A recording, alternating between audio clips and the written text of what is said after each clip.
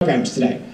Okay, well, our next guest, we heard from Connie Beesley. She talked about her corporal husband, right? So I want to welcome another veteran, Eddie Beesley. He's going to talk about the media, how they can get in touch with him, and he's also going to talk about our MWSA Bucks auction. But what I'd like to do, Eddie, is first ask you to talk about yourself and being a veteran, and then what led you to get involved. Eddie Beesley, welcome to Talk With Her.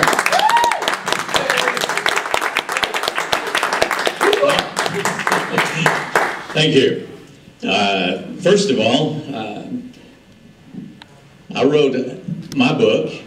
It's kind of by accident. It was one of those situations that I was, of course, a Vietnam vet, injured in Vietnam in '65. I was one of those early guys that came home, and of course that was in the day that before we knew what PTSD was.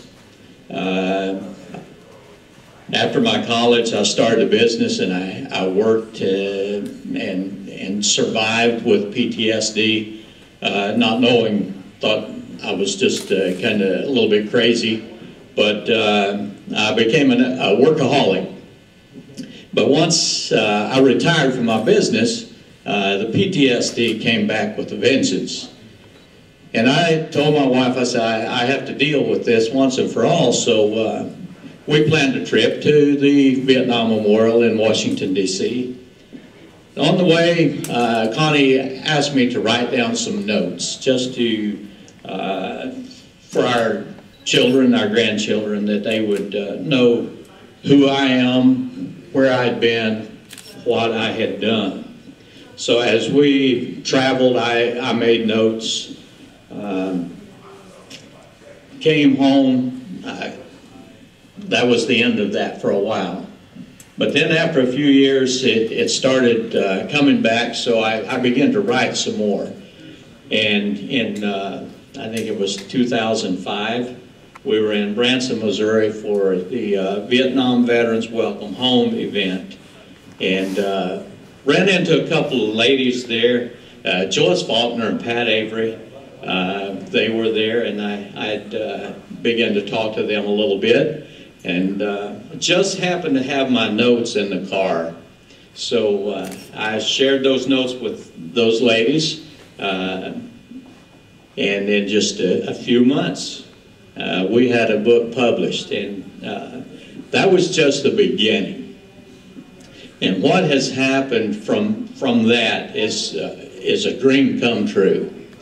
Because all this time while our young men and women were in Iraq, Afghanistan, they were coming back with severe wounds and disabilities. My heart went out to them, and I wanted to go and visit them in the hospitals.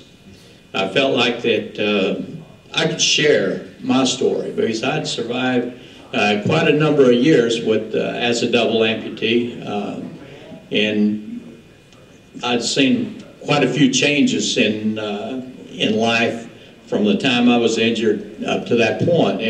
But there was no way for me to do that, because at that point, you know, you had to be a celebrity, you had to be a politician, you had to be someone that was important to be able to get into the military hospitals, and I was none of those.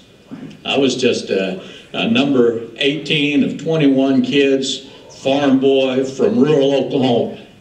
So I didn't have that opportunity. But with the publishing of this book, we shared it with the chaplain from the Marine Corps League in Maryland. The Marine Corps League was visiting the hospitals on a weekly basis. They read the book, they invited us to come, and that opened up that for us, and we were able to get into all the military hospitals and a lot of the VAs, and we're still doing that today. And that was where my heart was at. It was working with those young men and women and trying to show them that life is good. So, of course, then through that book, I was also was introduced to the Military Writers Society, fantastic organization, And this weekend, I'm one of the volunteers, of course, a board member. Plus, I will be working to organize the media to make sure that that runs well. I will be the MC for the banquet on Saturday night. And also, I will be the auctioneer as we auction off items to as a fundraiser. So it's a fantastic organization and a lot of outstanding riders and just good people.